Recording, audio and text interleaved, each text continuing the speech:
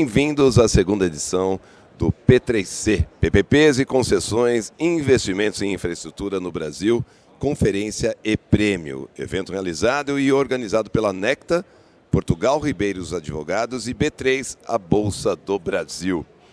Agradecemos o apoio da Enelx, Machado Meyer Advogados e demais patrocinadores e parceiros que estiveram presentes em todos os momentos da organização deste evento.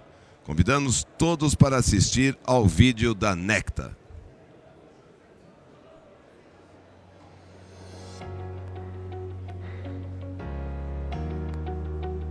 Você quer saber o que faz o Connected Smart Cities a maior e única plataforma que acelera o processo de desenvolvimento das cidades inteligentes?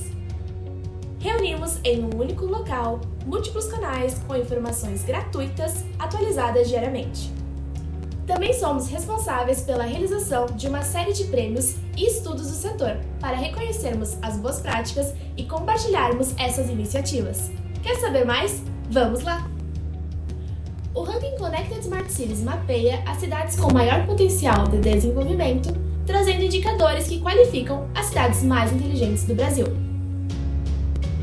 Já o selo Connected Smart Cities avalia ações e nível de envolvimento das cidades brasileiras em 6 dimensões, sendo 5 de caráter autodeclarado e 1 considerando o resultado das cidades das últimas edições do ranking. O Connected Smart Cities conta ainda com um prêmio que reconhece negócios inovadores que colaborem para que as cidades possam ser mais inteligentes. Estudo exclusivo que aponta anualmente da mobilidade urbana, que reconhece e também que se destacam, levando em consideração a inovação e práticas de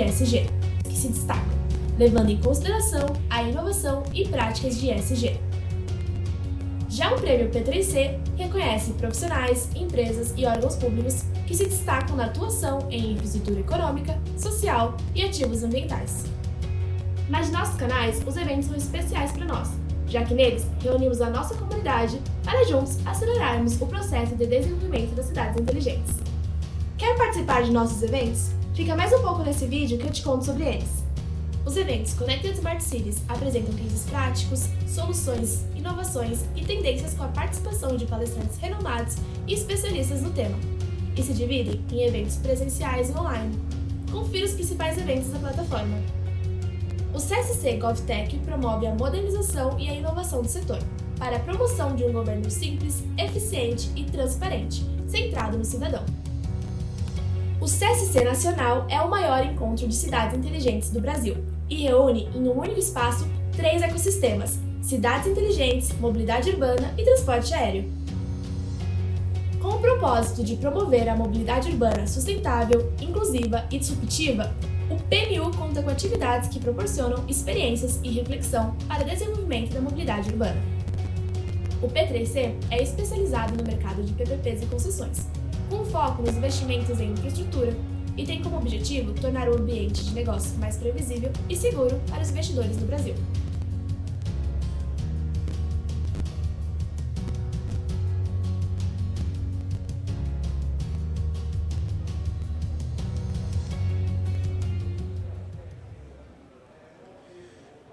Antes de iniciarmos, gostaria de passar alguns avisos a todos os presentes. No código QR Code, no verso da credencial, é possível acessar a programação, página de interação com o público, planta baixa e patrocinadores. Também convidamos todos para interagirem com os participantes e visitarem os lounges dos patrocinadores. E para as organizações que tiverem interesse em participar dos eventos organizados pela Necta, visitem o espaço do P3C para saber mais sobre as agendas desse e do próximo ano. Vamos dar início então ao nosso painel, com o tema contencioso, dispute boards ou comitês técnicos para a solução de conflitos. Pedimos a todos que gentilmente mantenham seus celulares no silencioso. A interação e envio de perguntas é exclusivamente pelo chat do Slido. Para enviar perguntas e interagir, leia o QR Code disponível no verso da sua credencial e selecione Palco 7. O nosso debate de hoje será na modalidade conduzido pelo nosso moderador, que irá fomentar o tema com os nossos painelistas. Então, portanto, vamos convidá-los Para dar início, eu quero convidar a senhora Cristina Mastrobuono, sócia da Mastrobuono Advogados. Seja bem-vinda.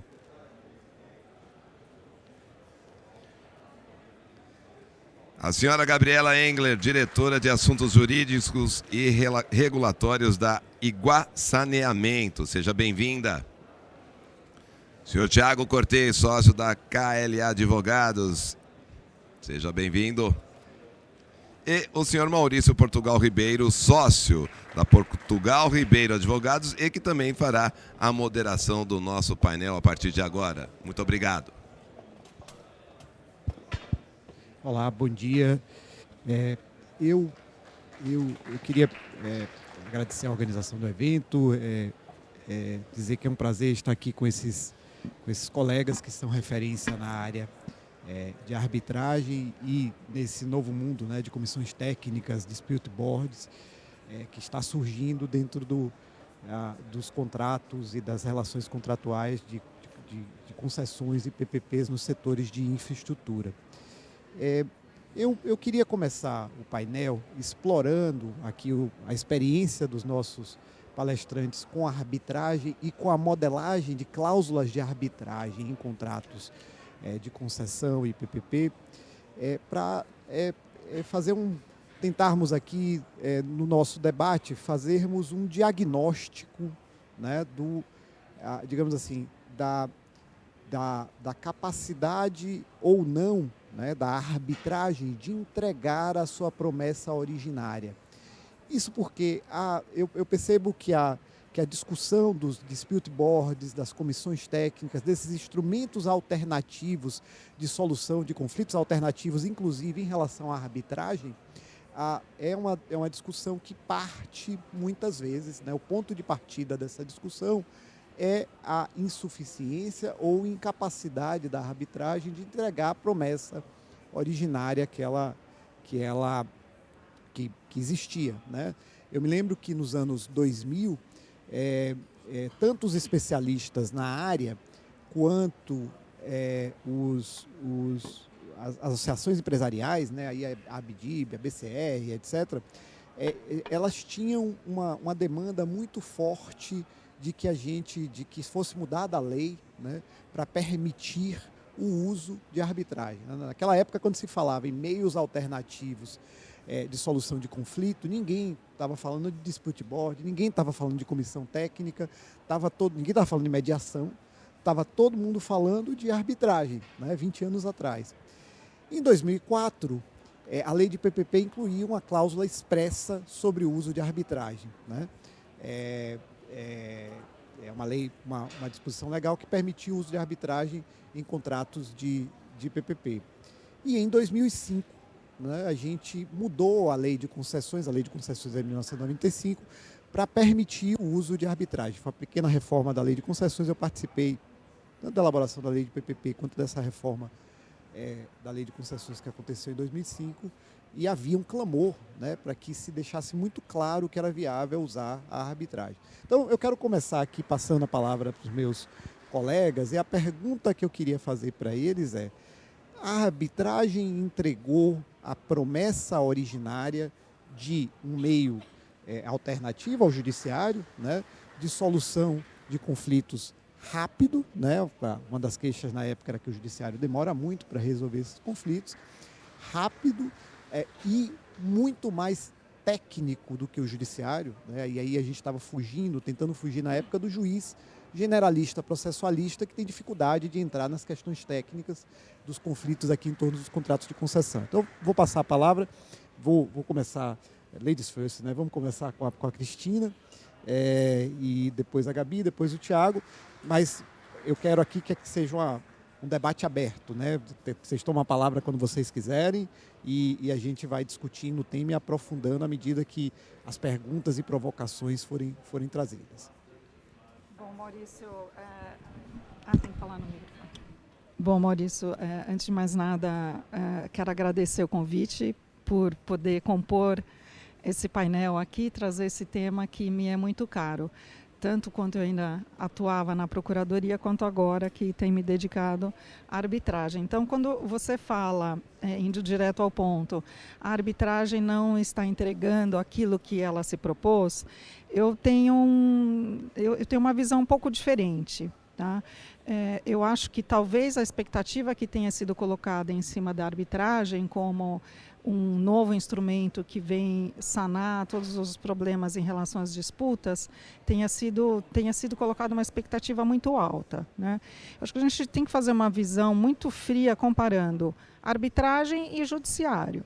Quando se faz essa comparação, a gente ainda está no lucro usando a arbitragem. Né? Primeiro que os procedimentos são demorados, em alguns casos, quando tem perícia, especialmente, mas quando tem perícia no judiciário, também demora muito. Né? E se a gente for comparar que muitos dos casos hoje em dia envolvem agências reguladoras e, portanto, correriam na Justiça Federal, a expectativa de uma demora na solução final do conflito, ela se estende muito, especialmente se você considera que tem segunda, terceira instância e o processo demora facilmente 15 anos para se terminar. Uma arbitragem com perícia, ela demorando muito, ela pode chegar a 5 anos, mas ela pode ser mais rápida também. Tem arbitragens que terminam em 1 ano, se não tiver uma produção de provas com perícia técnica. Então, assim, eu acho que eu vou, para não ficar dominando aqui, eu vou parar só considerando isso. Eu acho que a arbitragem ela não tem essa visão tão negativa. Tem uma pesquisa que foi realizada no passado pela Ipsos, a pedido do Comitê Brasileiro de Arbitragem, o CEBAR, com a participação de cerca de 250 pessoas, entre elas advogados que atuam nas arbitragens e advogados de empresas, advogados internos, e o nível de satisfação ele chega a quase 90%. 30% muito satisfeitos e 60% razoavelmente satisfeitos. Então, eu acho que a gente tem aí um dado técnico que vem comprovar a minha percepção. Bom dia a todos. Eu queria agradecer aqui o convite de debater esse tema tão importante com vocês hoje. Maurício, você estava falando do histórico, né? E eu me lembrei também da discussão da indisponibilidade dos direitos, né? Que aí o TCU tinha um entendimento de que não podia ir para arbitragem porque eram direitos indisponíveis. Aí foi toda uma discussão gigantesca. Houve até uma mudança de lei para endereçar isso, né? Na lei das relicitações, 13.400 e alguma coisa. Então, assim, realmente foi uma longa batalha, né, para trazer a arbitragem para uma realidade, principalmente para os contratos de concessão em PPP. E aí eu acho que de fato a régua era muito alta, assim, a expectativa era muito alta, não sei se justificadamente ou não, mas concordo com o que você falou, Cris, que a expectativa era alta. O que eu acho que talvez frustre... Nossa, desculpa, eu estou com interferência aqui, vocês estão me ouvindo? O que eu acho que tenha causado bastante frustração, em alguns casos, e aí a minha experiência é mais anedotal do que qualquer outra coisa, acho que tem a questão do prazo que você tocou, mas tem também a questão do custo, que eu acho que é algo que é uma discussão bem recorrente, né? O quanto as arbitragens são caras e às vezes não se justificam até diante da controvérsia, né, da representatividade econômica da controvérsia. Então, acho que esse tema do custo é um problema difícil de equacionar, né? E aí a questão também, acho que eu traria 2 problemas aqui para a gente já passar aqui para o Thiago. Para além da questão do prazo, a questão do custo e também a questão do perfil dos árbitros, né? Acho que Maurício tocou um pouco nisso. Havia uma grande expectativa de que a arbitragem fosse um fórum de debate técnico, de técnicos com um conhecimento específico na matéria sob controvérsia.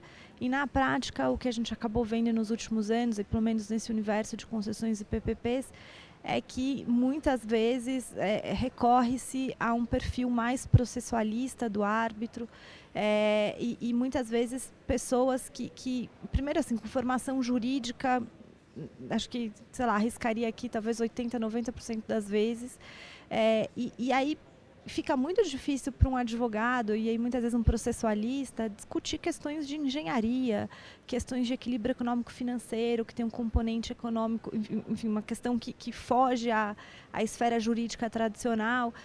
E eu acho que esses dois desafios de custo e de perfil dos árbitros também contribuíram talvez para frustrar um pouco a expectativa que a arbitragem gerou de fato ser um mecanismo expedito, acessível e de provimento tecnicamente adequado das controvérsias. Um pouco essa é a minha leitura. Vou passar aqui para o Thiago. Bom dia a todos. Primeiro agradecer ao Maurício pelo convite.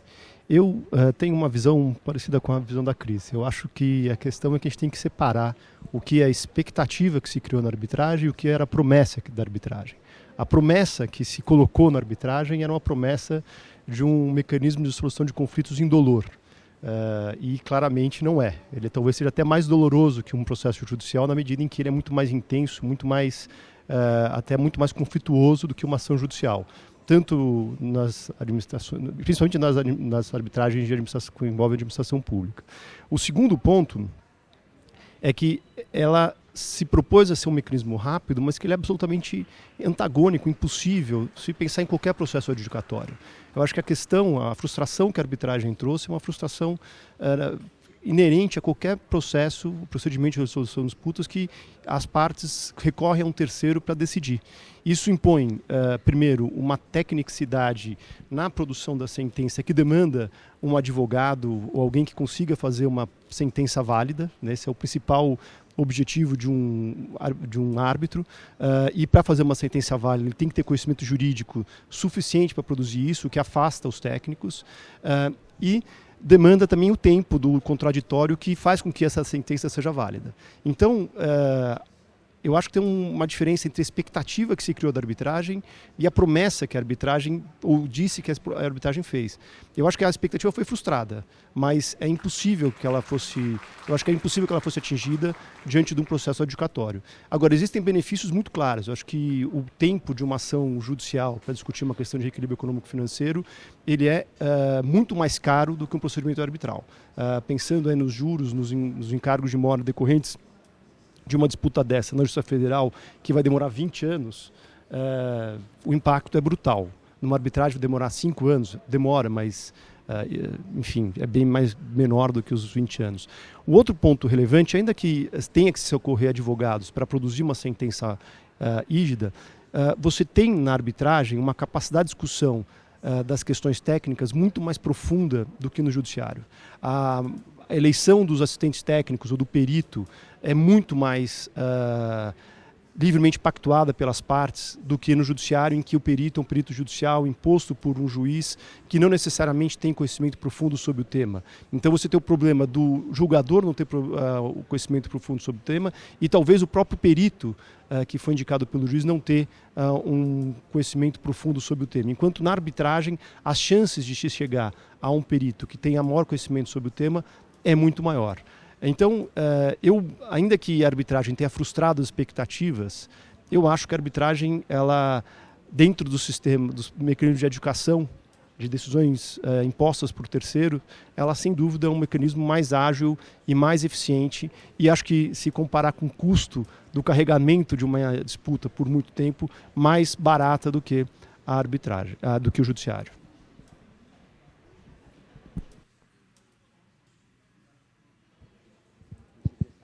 Obrigado, Tiago, Cristina e Gabriela. Agora eu entro propriamente no nosso tema, né? Então, dado isso, né, e aí me parece que foi um consenso aqui, que por um lado a arbitragem não atingiu todas as expectativas, mas por outro lado ela é muito melhor, né, do que a decisão judicial. O recurso ao judiciário, né, a busca do judiciário para resolver conflitos. Eu queria agora entrar propriamente no nosso tema, né? O que é que caracteriza os dispute boards, as mediações e as comissões técnicas para a solução de conflitos, né? Esse é o tema do nosso painel, e eu queria entender de vocês o que é que caracteriza esses três instrumentos, tem diferenças relevantes entre eles, qual a diferença deles para a arbitragem, por exemplo, né? Considerando que todos são soluções alternativas, meios alternativos de solução de conflito, qual a diferença para a arbitragem? Queria ouvir de vocês, porque eu vejo que ainda também tem algo nebuloso aqui em relação aos conceitos, né, em torno desses temas. Então, eu vou inverter a ordem, né, e começar dessa vez com o Tiago. Existem diferenças relevantes, né? Acho que primeiro ponto, pegando os institutos mais comuns ainda, tem a primeira diferenciação é entre a mediação e a arbitragem. A arbitragem, como eu disse, é um sistema adjudicatório em que você tem um procedimento que leva uma decisão imposta por terceiros. A mediação busca-se um terceiro não para tomar uma decisão, mas sim para direcionar as partes ou para caminhar um diálogo entre as partes que resulte num acordo. Né? Então, enquanto a arbitragem é um sistema adjudicatório, a mediação é um sistema de autocomposição dos conflitos e que depende de chegar-se a um acordo. O pressuposto que tem aí é que você tem um terceiro que facilita a conversa entre as partes para chegar a esse acordo, que se diferencia tecnicamente da conciliação, em que o terceiro, ao invés de ter uma posição absolutamente neutra, ele pode indicar caminhos, uma diferenciação que na prática depende muito do terceiro, se ele tem uma prática mais mediadora ou mais conciliatória, no sentido que ele busca soluções, ou se ele só viabiliza o diálogo. Os dispute boards, eu acho que é uma terceira onda de mecanismos de resolução de disputas, em que existe um painel de terceiros, que pode ser um ou três, que não tem um papel de mediador no sentido de buscar uma autocomposição, mas sim de colocar uma decisão que pode ter um efeito meramente recomendatório para que seja uma solução para aquela controvérsia que foi colocada entre as partes, ou ela pode ter um efeito adjudicatório, mas não no sentido da arbitragem. Em que sentido? No sentido de que aquela decisão ela é vinculante às partes, mas até que haja uma decisão de um tribunal arbitral ou uma decisão judicial que reverta essa decisão. Então, a parte que perdeu aquele processo, que foi aquela disputa que foi levada ao dispute board, ela deveria buscar o judiciário ou a arbitragem para reverter aquela decisão, enquanto isso ela tem a obrigação de cumprir. Então, era um mecanismo mais interventivo do que a mediação. Né? Existe um terceiro ou terceiros que colocam uma decisão que pode ser recomendatória ou que tem algum efeito vinculante. As comissões técnicas, eu acho que é uma discussão interessante, porque eu não vejo muita diferenciação entre as comissões técnicas e os dispute boards. Talvez a principal diferença é que os dispute boards, a rigor, eles são instituídos durante toda a vida do contrato. A ideia é que o dispute board esteja presente no contrato e acompanhe a execução do contrato, enquanto as comissões técnicas podem ser nomeadas ad hoc para solucionar um conflito momentâneo, né? Mas que eu acho que perde muito o potencial do dispute board. Para inverter completamente a ordem, deixa eu passar a palavra para a Cristina e deixar a Gabriela por último. Bom, eu acho que o Tiago já deu um excelente panorama explicando exatamente as diferenças. Eu vou só dar uma outra explicação, talvez, sobre de uma forma um pouco mais simplificada como eu enxergo, né? Eu enxergo assim, uma maneira mais fácil de compreender. O que equivale, né? O que tem poder o que equivale a uma sentença judicial, né? Então a gente tem o poder judiciário e a gente tem a arbitragem que tem esse poder jurisdicional. Então a arbitragem tem essa característica jurisdicional. Uma decisão de uma arbitragem, ela pode ser executada, ela tem a mesma força que uma sentença judicial. Já ela não precisa ser validada pelo Poder Judiciário, né? Já as outras categorias, elas não têm, elas são métodos autocompositivos, né? Então as partes que participam, as partes elas têm que concordar com aquela decisão para que aquela decisão tenha uma força vinculante, com exceção dessa categoria do dispute board, né, que as partes contratualmente elas se vinculam, Então tem que ter uma previsão no contrato que vai ser usado o dispute board e que a decisão emitida pelo dispute board, ela será aceita pelas partes, só podendo ser modificada por uma decisão ou arbitral ou judicial. Eu acho que o que é importante a gente mencionar, Maurício, é que não tem assim, o que é melhor, que caminho eu adoto. Cada contrato é um contrato e esses mecanismos, eles fazem parte do novo sistema da Justiça Brasileira, trazida pelo CPC de 2015, que é o sistema multiportas de acesso à justiça, que você pode ir por vários caminhos. Então, cada situação tem que ser analisada, inclusive, eu acho, entre Poder Judiciário e arbitragem. Pode ser que um contrato, as partes entendam que não, que aquela matéria preferem que seja levada ao Poder Judiciário. Enfim, depende também do Poder Judiciário, se é estatal, se é federal, de qual estado a gente está falando, qual é a matéria, qual é o valor envolvido, né? Mas, então, é importante conhecer cada um desses mecanismos para extrair o melhor do instrumento para a situação enfrentada pelas partes. Para tentar aqui tocar num outro ponto que ainda não foi mencionado, na minha experiência estruturando projetos no estado de São Paulo, junto com a Cris, inclusive, por um bom período, a gente pensava a comissão de resolução de conflitos, e aqui eu uso essa expressão de forma quase intercambiável com o conceito de dispute board, no sentido de que a gente adotou o conceito de dispute boards, que era algo mais originário de contratos de obra, e trouxe isso para o contrato de concessão em PPP, com essa nova nomenclatura, né, de comissão, e ali esse fórum, essa estrutura, ela tinha um objetivo declarado de servir como uma instância decisória dentro do contrato para evitar a discussão ou arbitral ou judicial, justamente nesses casos especificamente arbitral, que os contratos tinham cláusula arbitral, mas justamente por conta dessa percepção de que a arbitragem era uma camada que deveria ser atingida em casos excepcionais, em função de tempo, de custo e de todas as dificuldades que o poder público tem de participar da arbitragem, que acho que isso é uma outra discussão para um painel específico. Mas o ponto as comissões foram incorporadas nesses contratos mais recentes, aqui dá para citar o exemplo da concessão das linhas 8 e 9 da CPTM, que a Vivi, que está aqui, também participou bastante, contribuiu muito para estruturar essa cláusula, do trem intercidades, que foi a consulta pública.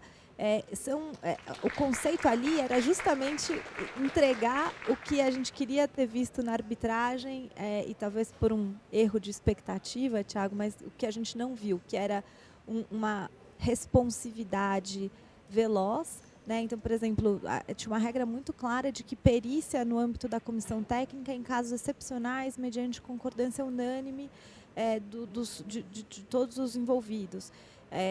Então, assim, velocidade, um custo, isso é interessante, né? A gente estipulou os honorários dos integrantes da comissão em contrato, para não ter discussão de honorários, e isso também empurra mais o tempo da discussão.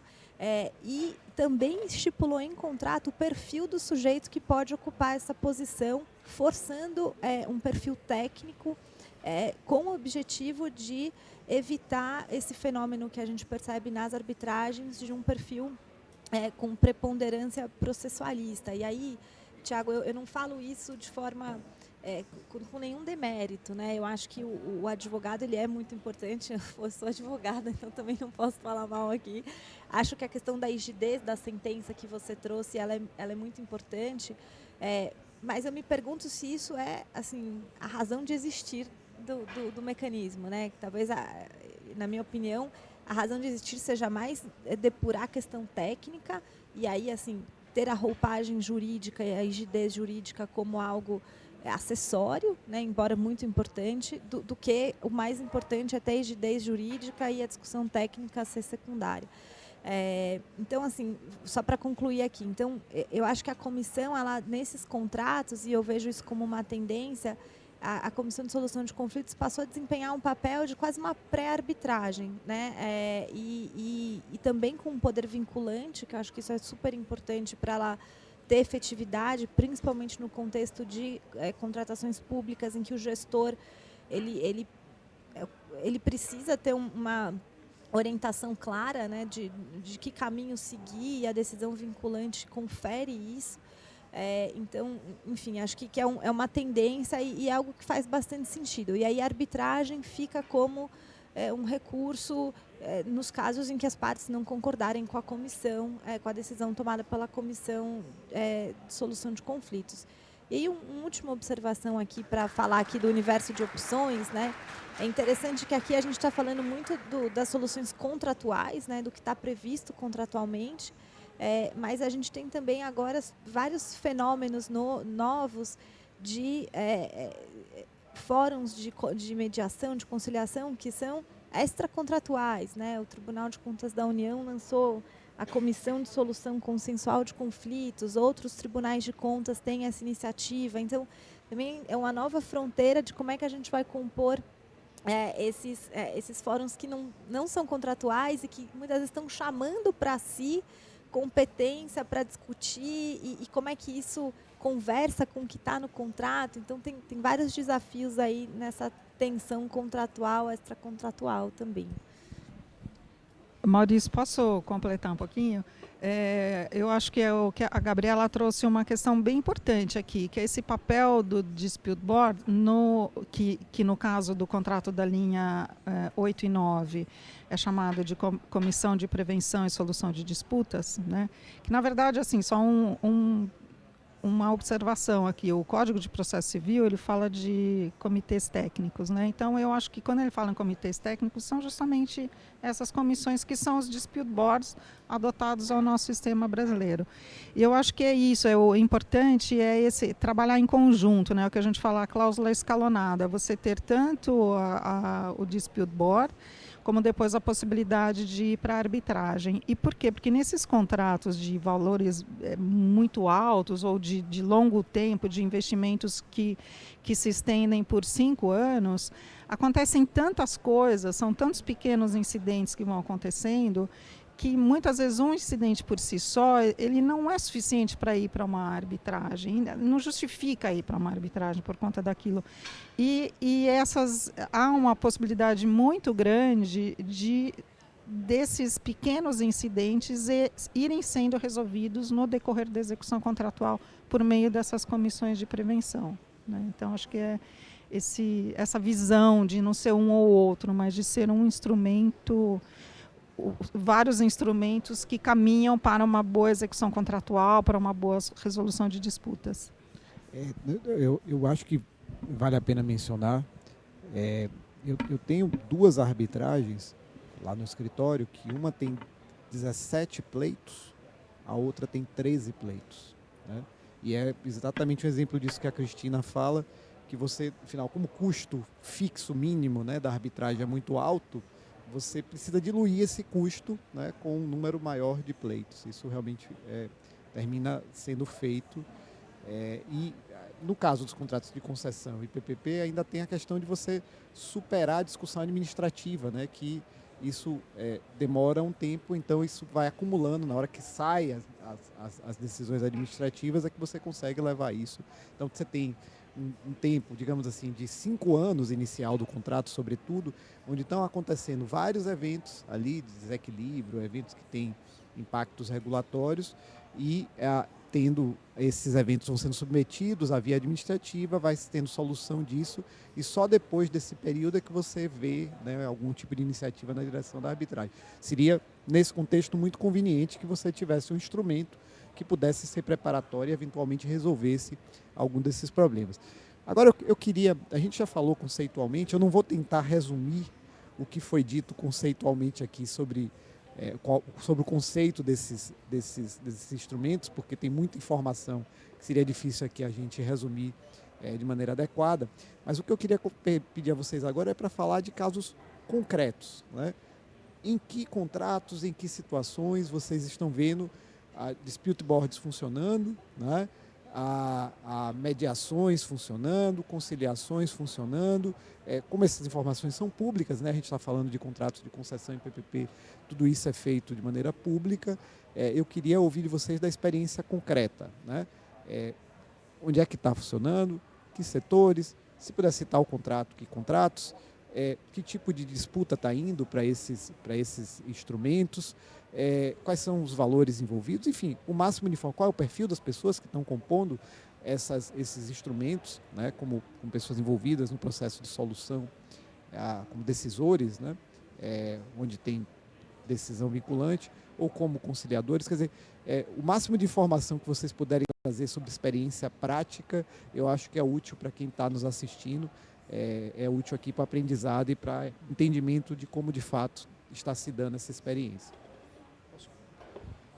Eu vou pegar essa proposta do Maurício e talvez levantar um pouco, colocar uma outra questão, né? Eu acho que o que faz a diferença na resolução da disputa é a maneira como as partes lidam com a disputa, né? Então, a arbitragem, ela cria uma adversariedade entre as partes muito grande e aí isso gera um custo muito alto. Os outros mecanismos, eles tendem ou tentam diminuir essa tensão, né? Então, indo um pouco para a pergunta para o Maurício, as experiências que eu tenho, eu sou advogado de contencioso de arbitragem, então eu entro muito mais quando as coisas já estão completamente azedas. Mas o que eu noto é que a situação que leva à arbitragem é um acúmulo de pleitos não resolvidos durante muito tempo, né? Então, essa lógica de diluir o custo fixo de uma arbitragem em vários pleitos, ela é o caminho do desastre, porque aí cria-se uma quantidade de pleitos que muitas vezes nem todos têm razão. Você cria uma disputa em pleitos que não são tão relevantes, poderiam ter sido resolvidos, e isso faz com que o contrato eventualmente se torne inviável. Então, o grande desafio que tem, eu acho que principalmente dos dispute boards e a mediação, é tentar diminuir essa característica da resolução de disputas, diminuir o caráter adversarial. E aí os advogados têm um papel nisso, né? Porque a gente entra na administração dos contratos, muitas vezes pensando na disputa e, ainda que tentando preservar o direito das partes, estimulando uma posição mais confrontativa e menos cooperativa. Então, as experiências que eu tenho, mais em mediação, eu vejo pouca solução da mediação em contratos da administração pública. Por quê? Porque as partes têm já estão numa situação de adversariedade muito grande. Segundo, a falta a incapacidade do mediador, a impossibilidade do mediador de contribuir com a solução do conflito por adotar uma posição absolutamente neutra, acaba dificultando que as partes venham os seus pontos, assumam os seus pontos fracos, pensando na arbitragem, e acaba resultando numa demora da arbitragem. Então, eu acho que os dispute boards eles têm um papel muito grande, na medida em que eles propõem uma solução à situação, e essa solução tem um efeito preventivo para a arbitragem, né?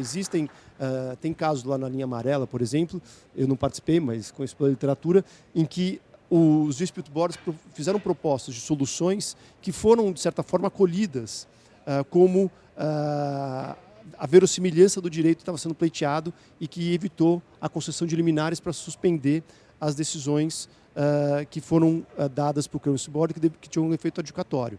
Então, eu acho que os currency boards, os dispute boards, desde que eles sejam contínuos, eles sejam instalados desde o começo do contrato e tenham um acompanhamento próximo da execução contratual, eles têm o potencial de diminuir a litigiosidade e chegar a uma execução do contrato muito mais pacífica, muito mais eficiente do que mesmo a mediação e certamente muito mais que a arbitragem.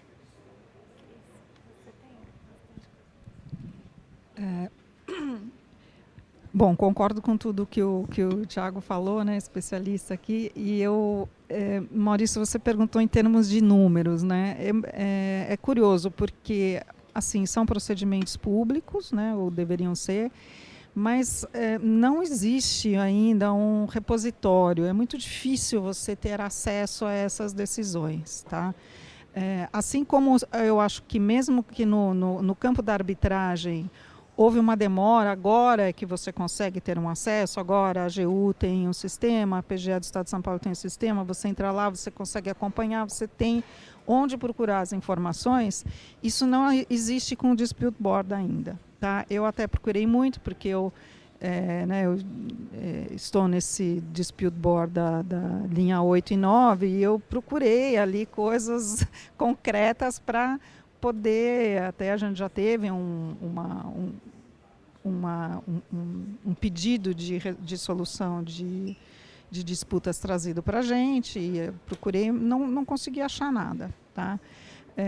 Então, a gente não tem isso ainda disponibilizado de maneira sistematizada.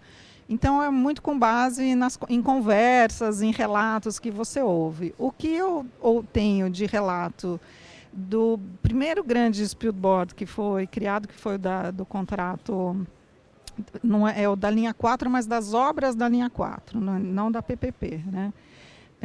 Porque foram obras realizadas com financiamento do Banco Mundial e do BID, e, portanto, houve essa exigência de criação do Dispute Board, mas o Dispute Board que é criado que acompanha a execução contratual. E os relatos que eu tive de pessoas que trabalharam nesse Dispute Board foi que eles conseguiram evitar inúmeras disputas, que foi assim, uma experiência muito bem sucedida. Teve algumas disputas que foram levadas ao judiciário, tal, teve alguns casos que viraram arbitragem, foram para o judiciário. Mas, se você considera o universo de incidentes que ocorreram ali naqueles contratos, talvez o resultado tenha sido extremamente positivo. Né? Então, essa experiência só que eu tenho. Eu sei de outros dispute boards que ocorreram no estado de São Paulo, mas aqueles ad hoc, que são criados para enfrentar uma determinada disputa, que eu não acompanhei, então é difícil falar. Então, assim, a gente não tem números factíveis assim, ali, mas todo relato de pessoas que participam é no sentido de que a experiência é bem sucedida. Agora, eu quero chamar a atenção para o fato de que muitos contratos, inclusive do Estado de São Paulo, que eu ajudei ali a redigir, mas que na época a grande preocupação era a arbitragem. A grande preocupação era que cláusula de arbitragem a gente vai usar, qual a melhor forma, isso e tal. Mas já tinha previsão ali de comitês técnicos que seriam, que fariam o papel de dispute board, mas não tinham conhecimento suficiente naquela época para que essas cláusulas fossem realmente efetivas. Então, quando eu leio as cláusulas desses contratos hoje em dia, eu falo, nossa, aqui realmente poderia ter sido muito melhor, que foi já o que aconteceu nessa fase agora da linha 8 e 9, que teve foi introduzido de uma maneira muito boa, muito fácil de ser executada depois. Então já é uma evolução na redação dos contratos que tem sido usados. A União, por exemplo, não usa ainda dessa maneira tão elaborada ou seja, está perdendo a oportunidade de usar esse instrumento de uma maneira mais efetiva. Né? Então, eu acho que daqui a alguns anos, daqui a um tempo, a gente vai começar a ter essa publicidade praticada, a gente vai ter números para poder falar, olha, está funcionando, não está funcionando. Tá? Mas é um caminho que a gente está seguindo ainda. Acho que só para fazer aqui bem breve de fechamento desse ponto, acho que é bem unânime a importância da existência contínua do Dispute Board, ou da comissão, ao longo do período do contrato. Acho que tanto a Cris quanto o Thiago falaram nisso, eu concordo. Acho que isso faz toda a diferença, tem um caráter preventivo, né, dissuasório do conflito, então acho que isso é muito positivo. E acho que, e aí a questão da decisão vinculante também, acho que no contexto de contratos públicos isso é muito importante, né, esse caráter que gera a obrigação das partes cumprirem a decisão da comissão até uma eventual discussão em arbitragem ou no judiciário. E aí, por último, acho que tem um dilema que fica ainda para ser mais bem depurado, que é o que acontece quando a decisão da comissão é uma decisão que obriga o poder público a pagar, né? Por exemplo, uma decisão que reconhece um desequilíbrio contratual em favor da concessionária, e como é que essa obrigação como é que essa decisão é executada, né? Porque aí você tem toda uma questão orçamentária, a gente discutiu muito isso, da disponibilidade orçamentária do poder público de fazer frente a esses pagamentos, e ao mesmo tempo a necessidade de dar efetividade à decisão. Então acho que esse é um ponto, assim, não tenho solução, não tenho resposta, mas é um ponto que precisa ser mais bem depurado aí ao longo das discussões. Deixa eu mencionar que o Estado da Bahia tem pelo menos 2 casos de dispute boards constituídos ad hoc para a solução de conflitos. Eu não participei, na verdade eu fui aventado como um membro do dispute board, cheguei a enviar currículo, mas depois, quando houve uma disponibilização das informações mais detalhadas, eu resolvi me excluir, porque eu já tinha me manifestado sobre o tema em artigos, etc. Achei que não fazia muito sentido. Um deles, que foi esse que eu tive mais informação, foi no metrô de Salvador, né, que é o metrô do estado da Bahia, na verdade, contra a CCR. Né? Houve essa comissão, funcionou, e eu tive a oportunidade depois de conversar com as partes e todo mundo saiu muito satisfeito. Eu acho que a comissão, se eu não me engano, foi presidida pelo Frederico Turola, e Gabriel Galípolo participou também disso, e teve mais um membro indicado pelo Estado. E na lógica que estava estabelecida no contrato, essa decisão se tornava vinculante, se tornava vinculante até uma das partes irem ao judiciário, à arbitragem. Né? E o Estado perdeu e o Estado resolveu não recorrer à arbitragem. Né? Então, teve essa que eu tenho certeza que funcionou, e tem uma segunda que eu tenho certeza que foi instituída, mas essa segunda eu não tive mais informações sobre o que é que aconteceu depois. Eu realmente não tenho isso de cabeça, precisaria olhar. Mas já deve ter sido concluída, porque já tem um bom tempo a última vez que eu falei sobre isso. Entre nós, está aqui em algum lugar. Ontem foi premiado o Rogério Pinchak, né, que participou de tudo isso, que foi chefe da unidade PPP. É uma coisa para perguntar para ele, porque ele tem essas coisas de cabeça. Bom, mas dando continuidade aqui à nossa conversa, eu acho que tem uma pergunta muito importante a se fazer, né? Qual é a compatibilidade desses instrumentos com uma situação em que o contrato é regulado por uma agência reguladora? Né? A gente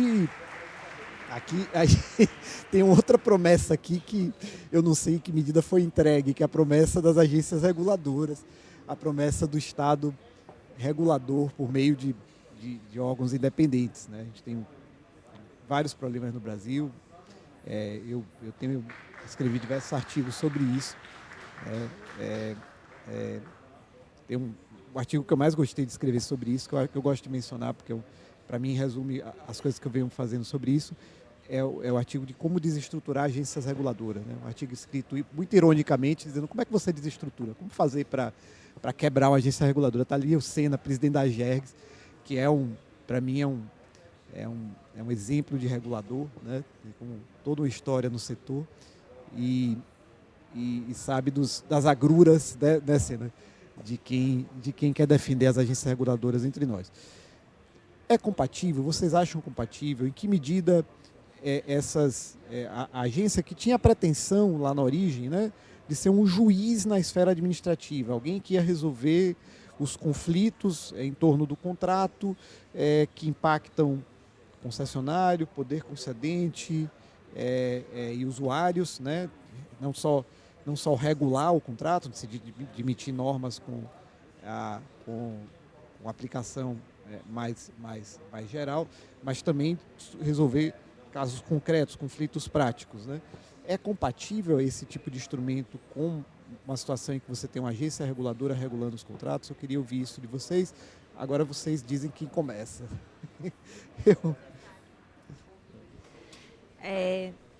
Bom, acho que esse é uma daquelas perguntas que a gente tem que separar, talvez, o que era o mundo ideal. E acho que no mundo ideal, você tocou nisso, Maurício, as agências deveriam desempenhar esse papel de arbitrar, inclusive, disputas e conseguir ter esse papel de um juiz técnico, né, das disputas. Mas isso pressupõe algumas coisas que nem sempre a gente verifica na prática, né? Acho que a primeira pressupõe que exista do outro lado duas partes se colocando, né? Colocando as suas posições, as suas questões. E a gente geralmente tem uma concessionária mais atuante, que consegue se colocar, mas muitas vezes não tem um poder concedente desempenhando esse papel, né? Até porque em alguns casos o poder concedente é a agência, né? E aí as coisas se confundem de uma forma muito complexa. Mas então, assim, a primeira premissa, né, para a agência funcionar como esse fórum de solução de conflitos seria haver duas partes com condições de colocar, de explicar os seus problemas para eles serem arbitrados, né? A segunda é a própria agência ter estrutura, né, ter braço para poder se dedicar a esse papel, né? E infelizmente a gente percebe na realidade que boa parte das agências carece de pessoal, de estrutura para desempenhar funções mais básicas ainda, de fiscalização. Então, assim, eu acho que a agência desempenhar esse papel seria assim, o ideal, mas eu acho que na prática a gente vai identificar poucos casos em que isso é possível, né? Então, acho que tem várias dificuldades de natureza até operacional para isso se viabilizar. E aí a pergunta que fica diante, né, da vida real, faz sentido a gente coexistir, né, contratualmente uma comissão de solução de disputas? Estou usando esse termo aqui genérico para abranger dispute boards e todos os outros. Faz sentido ter isso no contrato que está regido por uma agência reguladora? Assim, a minha opinião pessoal, que eu acho que não é compartilhada aqui, é que sim, tá? Com escopos específicos, né, sem tirar da agência uma competência que é dela. Mas queria trazer aqui para concluir a experiência do Estado de São Paulo, que nesses contratos das linhas 8 e 9, que a Cristina mencionei também, tem lá uma regra que diz, olha, existe a comissão de solução de conflitos até haver uma agência competente para regular esse contrato. Então, no momento em que houver uma agência, extingue-se a comissão e ela, enfim, não tem mais o seu papel. Não sei se ela se extingue ou deixa de ser vinculante, aí se extingue, né? Você imagina, Cris, eu quero ouvir de você, o que vai acontecer no dia em que, né, os trilhos no estado de São Paulo forem inseridos no contexto de uma agência reguladora? Hoje existe uma lei autorizativa para isso, para incluir trilhos na Artesp, na Agência de Transportes. E aí, Cris, o que você acha que vai acontecer?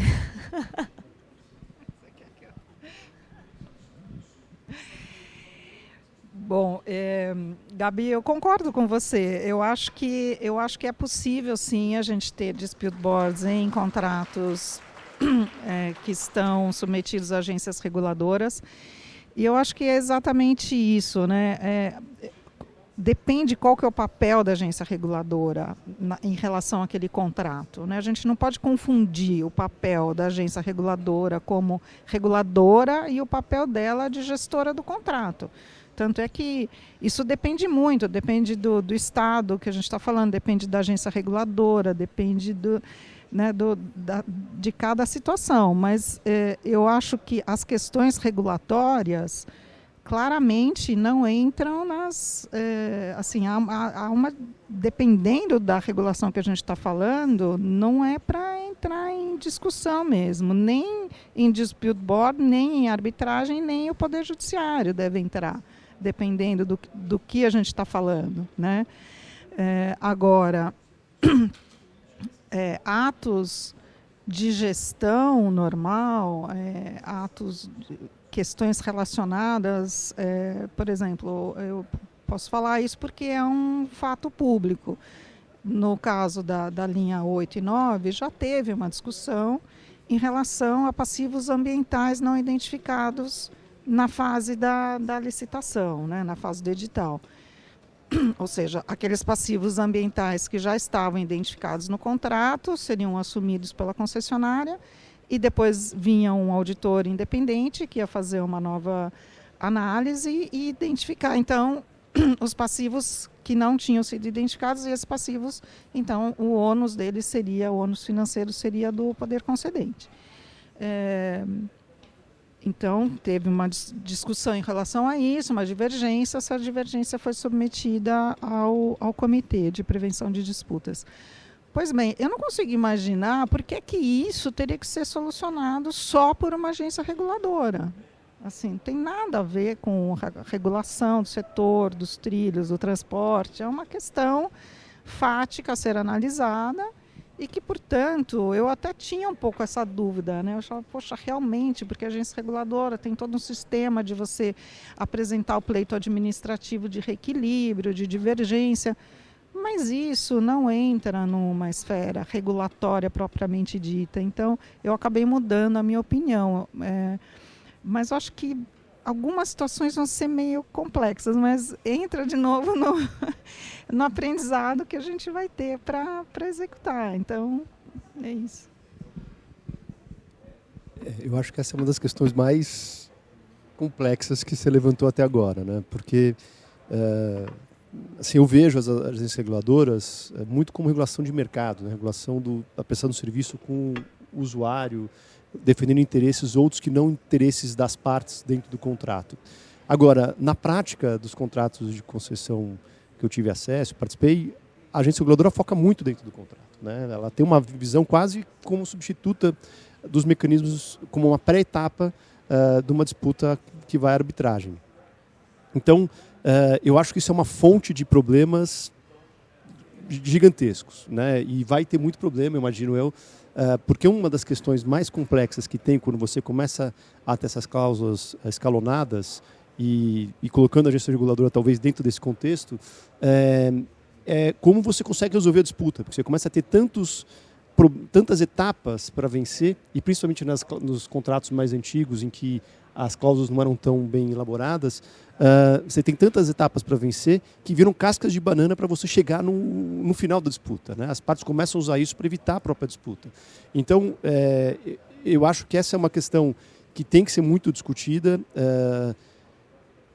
e talvez repensar o papel das agências reguladoras para focar no que é efetivamente regulação, deixando a gestão contratual para os mecanismos internos de resolução de disputa. Mas, boa questão, Maurício. Deixa eu dizer, eu acho que tem aqui, nesse tema, tá? Eu acho que tem um arranjo institucional que deveria ser seguido e um arranjo institucional real, tá? E que é difícil admitir. E por isso eu acho que a discussão fica muito difícil, né? E a tomada de posição termina tendo nuances, a depender de qual é, né, a situação real da agência reguladora, né? Em minha opinião, qual era a ideia, né, originária? A ideia originária é que a agência reguladora fosse, de fato, um juiz na esfera administrativa, independente, né? Se isso funcionasse, se isso de fato funcionasse na prática, né, e nos casos em que isso funciona, você tem alguns casos, eu citei o Sena, que está ali na plateia, que é o presidente de uma agência, que é uma agência independente, né, e está brigando com o poder concedente em vários casos, porque o poder concedente está tentando tirar a autonomia da agência reguladora, né? Tem agência reguladora com esse perfil no Brasil, né? E se trata de uma agência estadual. E tem uma série de agências reguladoras que, vamos ser sinceros, elas são um bracinho do poder concedente, né? Um bracinho do poder concedente, só, né? Tem umas que são estruturadas tecnicamente, mas são braços do poder concedente. eu não quero falar mal do Estado de São Paulo, porque tanto Gabriela quanto Cristina tiveram aí posições relevantes no Estado de São Paulo. Mas basta dizer para vocês assim que há o parecer jurídico, tá, que toma a decisão jurídica, orienta a decisão jurídica da agência reguladora do Estado de São Paulo, né? Estado de São Paulo, né? Falando do principal estado da federação do ponto de vista econômico. Quem dá o parecer jurídico das questões submetidas à agência é uma consultoria jurídica vinculada à PGE, a Procuradoria do Poder Concedente. Que independência tem uma agência que não tem uma assessoria jurídica autônoma? Né? Muito mais hoje que nenhum diretor de agência quer dar uma decisão que descumpra a decisão jurídica. Né? Antigamente, né, parecer jurídico era não vinculante, né, dentro da administração pública. Hoje em dia, vamos ser sinceros, na prática é vinculante. Todo mundo tem medo de dar um parecer, de dar uma decisão contrária ao parecer jurídico, porque você fica com o risco do seu CPF, né? Você coloca o seu CPF, você pendura o seu CPF, e fica ciente que nos próximos anos você vai ter uma ação a responder, né? Então, assim, o modelo nosso de agência reguladora, ele é muito diferente, a prática é muitas vezes diferente da realidade. E aí, por que é que eu estou falando tudo isso? Né? Não apenas para falar mal de algumas agências e de algumas estruturas que a gente vê entre nós, mas é para dizer o seguinte: quando a agência reguladora é um bracinho do poder concedente, e hoje em dia algumas federais são bracinhos do poder concedente, né? Não vamos aqui no P3C eu adoro porque a gente pode falar essas coisas. Quer dizer, eu falo em qualquer lugar, não importa muito, eu falo em qualquer lugar. Mas como são bracinhos, no caso que é um bracinho do poder concedente, eu não vejo problema em ter mediação, em ter dispute boards, né? Porque de fato a agência não vai resolver, a agência vai sempre ser algo que vai tomar a decisão a favor do poder concedente. Eu vejo no mundo dos reequilíbrios, por exemplo, né, que você não sabe, tem casos assim que o direito é absolutamente claro. Reequilíbrio por variação de custo tributário, que não tem discussão técnica, é uma questão de fazer conta, né? O sujeito sabe que lá na ponta o concessionário vai ganhar. O que é que ele faz? Ele adia a decisão na esfera administrativa o máximo que ele pode, porque ele não quer ver se outro CPF toma aquela decisão. E quando tem que tomar a decisão, já está vergonhoso, aí toma a decisão fazendo cálculos assim, o menor reequilíbrio, o envoltório dos mínimos possíveis. Não é a decisão tecnicamente correta, etc. Né? Então, se é assim, é muito melhor que você tenha um dispute board, né? Que você tenha instrumentos que tirem da agência aquela decisão. Agora, difícil como é a agência que faz o contrato, né, de concessão, é um contrato de adesão, difícil é ter uma agência que assuma que ela não faz o papel. Você quer falar? Eu acho que a Cris levantou um ponto que talvez seja importante a gente pensar nisso, que é qual que é o papel da agência reguladora, o que é regulação e o que é resolução de disputas internas do contrato. Eu não vejo a agência reguladora como uma entidade que está lá para ser um mecanismo de solução de disputa entre o concedente e o concessionário. A agência reguladora tem que pensar na prestação do serviço e como a prestação do serviço vai ser benéfica para o usuário. Né? Então tem um terceiro elemento que é o foco de preocupação. Pelo menos essa é a lógica original da agência reguladora. Eu entendo o que você está falando, mas, novamente, né, do modelo à realidade. Né? Na realidade, não existe esse poder concedente que você está supondo que existe. Na prática, no dia a dia. Na grande maioria das agências, o processo dentro da agência reguladora é inquisitorial.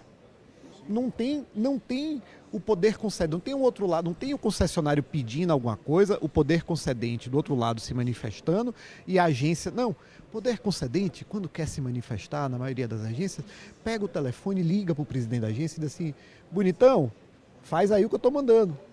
E é isso que funciona. Na prática é isso que funciona. E se o sujeito estiver querendo ser reconduzido, então, aí é mais rápido ainda. Né?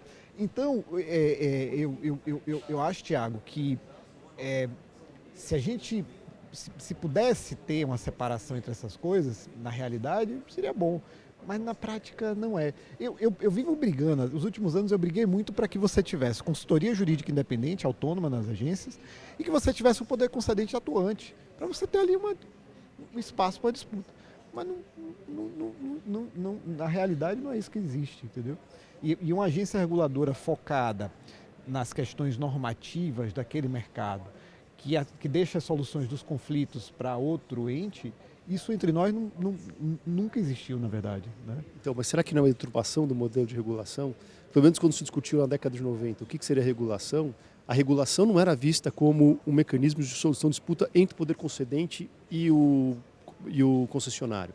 Óbvio que isso é uma questão, mas primordialmente o papel da regulação era garantir a boa prestação de serviço público. O que houve não uma captura no sentido tradicional, mas um desvirtuamento que a agência reguladora talvez esteja tentando foque mais em arbitrar conflitos entre o poder concedente e o concessionário, ao invés de verificar como que esse conflito vai impactar o usuário e focar na regulação, no impacto que isso vai ter o usuário. E aí o dispute board, a arbitragem, vira um dado para o contrato. Mas cara, eu entendo o que você está falando, mas a linha divisória é difícil você traçar, né? Porque se você diz o seguinte, aconteceu um evento que é risco do poder concedente e eu quero ser compensado, eu concessionário quero ser compensado por esse evento. E se eu não for compensado, isso aflige a minha capacidade de fazer os investimentos que eu tenho que fazer para prestar o serviço adequadamente ao usuário, todas essas coisas se conectam num só, né? Então, mas tem uma diferença entre definir o valor do reequilíbrio e a forma do reequilíbrio. O valor do reequilíbrio, a rigor, é uma questão interna do contrato. Então, houve um evento de desequilíbrio, se calcula o valor do reequilíbrio e fala, tem uma conta para pagar. Como que essa conta vai ser paga? Essa conta vai ser paga na extensão do contrato administrativo, essa conta vai ser paga com reajuste da tarifa. Isso é uma questão de regulação. Agora, a definição do conflito interno, será que é uma questão de regulação? Ou será que aí você vai cair no problema de que a agência reguladora vai ser um braço do poder concedente? Eu não quero ficar só a gente debatendo, acho que a Cris quer falar. Eu não sei se a Gabi também quer falar. Quer falar, Gabi? Olha, eu acho que no caso das agências reguladoras, esse tipo de contrato que a gente está falando agora, talvez uma das soluções seja o que tem no contrato da linha 8 e 9. O contrato da linha 8 e 9, ele limita as discussões a serem levadas ao dispute board a questões ligadas a decisões, laudos, enfim, análises tomadas pelo auditor independente e pelo verificador independente. E recusas do poder concedente em aceitar essas decisões. Então, de uma certa forma, tem um escopo muito técnico. Técnico, assim, de questões ligadas a passivos ambientais, aos índices de desempenho, que são todos ligados a questões de operação mesmo, né? Então, aí eu acho que foge um pouco do papel que a agência reguladora exerce em relação àquele contrato, né? Acho que essa é uma saída, talvez, em contratos com agências reguladoras, fazer essa limitação do escopo a questões ligadas a obras de engenharia, que no caso da linha 8 e 9 não tem tantas obras, mas muitos contratos de concessão PPP têm uma obra enorme. Então, as questões técnicas ligadas à obra, por isso a importância, às vezes, de ter engenheiro na composição, né, do dispute board. Aí você foge dessa discussão, mas isso está dentro do escopo de atuação da agência reguladora ou não. Então, essa é uma alternativa, talvez. Pessoal, a gente está chegando aos minutos finais aí do nosso painel e eu não sei, Gabi, se você quer se manifestar sobre isso, mas se não, eu vou pedir a vocês para fazerem as suas considerações finais antes da gente encerrar. Eu vou começar com a Gabi, porque ela não falou nessa última rodada. A seguir, podemos passar para o Tiago e para a Cristina. Tá bom? Acho que, assim, para tentar condensar um pouco dos principais pontos que eu tentei trazer aqui hoje, acho que eu vejo como muito promissor muito promissora a instituição de comissões de solução de disputa em contratos de concessão em PPP, sobretudo para servirem como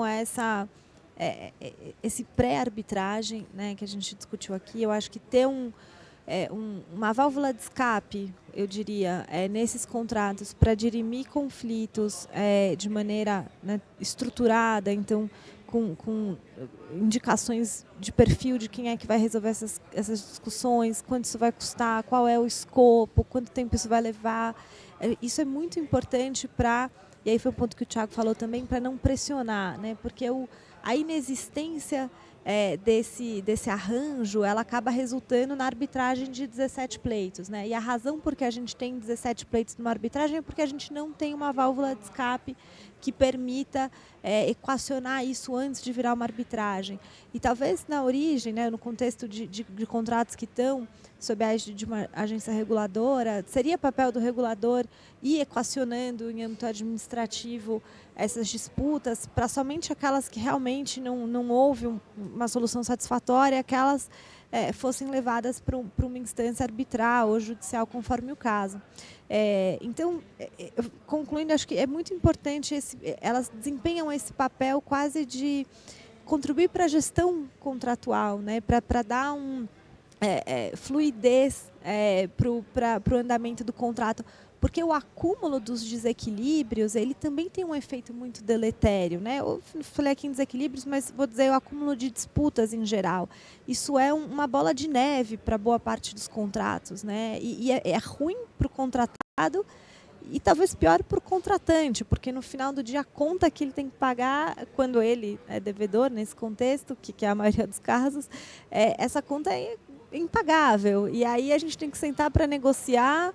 E aí vai constituir uma comissão, aí entra, e aí eu acho que é esse ambiente de uma bola de neve de problemas que fez surgir essas comissões extracontratuais. É isso que dá fôlego para tribunais de contas quererem trazer para si, olha, vamos então discutir isso aqui fora do contrato, porque esse é um problema tão grande que a gente já não consegue mais resolver aqui dentro do ambiente contratual. E isso não me parece uma solução ideal. Acho que o ideal seria que o contrato conseguisse dar vazão aos seus problemas, aos seus conflitos. E aí, por último, acho que é afirmar aqui a importância dessas comissões terem perenidade, né, ao longo da execução contratual. Acho que elas funcionam muito melhor assim do que num regime de instauração pontual. E que elas, de fato, tenham poder vinculante nas suas decisões, né? E não apenas um caráter de recomendação, que acho que isso acaba enfraquecendo e esvaziando muito o papel dessas comissões. É isso. Bom, primeiro eu quero parabenizar o tema, porque realmente a discussão é muito interessante e essa questão dos mecanismos de solução, ela é um aprendizado, né? E aqui foram levantadas questões super complexas. Eu acho que essa questão da regulação até me excedia aqui no tempo, porque é um tema super interessante e que deve ser tratado com muito cuidado, pensado e discutido para a gente consiga chegar em soluções satisfatórias, né? Concordo também que os dispute boards são um mecanismo importante, mas a gente tem que tomar cuidado, porque o dispute board ele foi pensado em obras de construção, né? E as PPPs têm essa característica dúplice, né? De você ter um encargo ali do contratado de fazer a construção para implementar o projeto e depois operar o projeto. Então, em que lugar o dispute board tem um papel efetivo, e talvez essa seja até uma solução, como a Cris bem colocou, no conflito entre a agência reguladora e o dispute board. Também concordo que o dispute board ele deve ser contínuo, deve ser presente na vida do contrato, durante todo o contrato, e deve ter efeito adjudicatório, porque isso força as partes a endereçarem o problema quando o problema acontece, né? Não só porque protege o gestor, mas porque evita o acúmulo de pleitos que depois gera uma arbitragem de 17 pleitos. Então, eu acho que é um caminho muito promissor, tem muito a ser discutido, e parabenizo o Maurício pela escolha do tema. Bom, não sobrou... Mas está tendo interferência? O meu está tendo. A gente está ouvindo bem, Cris. Agora, você tem... não tem muito mais a acrescentar, né? Eu queria só trazer uma última recomendação minha, que a gente nem falou ainda, mas que é porque assim, os gestores dos contratos, a concessionária que paga, né, ela pode ver isso muitas vezes como um custo a mais, né? Tudo é um custo a mais, porque o dispute board custa, né? Mas são custos que você tem agora para evitar um custo maior lá na frente, né? Além de ser perene, que eu acho isso fundamental, porque um contrato desses é tão complexo e exige um conhecimento já dele. Então, eu não consigo pensar como, para resolver um determinado assunto, você constitui uma comissão e ela tem que tomar pé de tudo aquilo, de todo aquele contrato, tudo que foi feito, programa de investimentos, enfim. Então, é muito mais eficiente você ter isso no decorrer da execução contratual. Eu acho que tem um outro ponto, que é você institucionalizar isso, né? Tem câmaras de arbitragem hoje em dia, muitas instituições de arbitragem, que já têm esse processo de acompanhamento o mesmo trabalho que é feito em relação às arbitragens é feito em relação ao dispute board. Eu acho que isso ajuda em muito o contrato eleger uma dessas instituições para institucionalizar o acompanhamento, porque aí você já tira um monte de discussões como qual regulamento você vai usar, porque isso é super importante, qual regulamento, né? Remuneração do pessoal que compõe, a gente teve uma discussão enorme no nosso, que quase impediu a Constituição.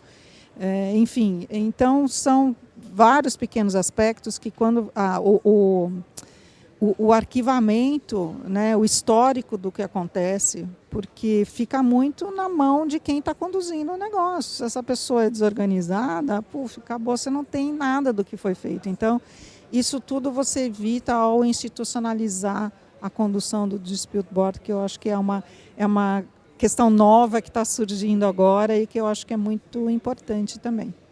Tá? Eu queria agradecer aos painelistas, eu acho que a conversa aqui foi super, super rica, né? Tanto nos acordos quanto nas divergências, né? Agradecer mais uma vez a organização do evento e passar a palavra para o cerimonialista. Obrigado.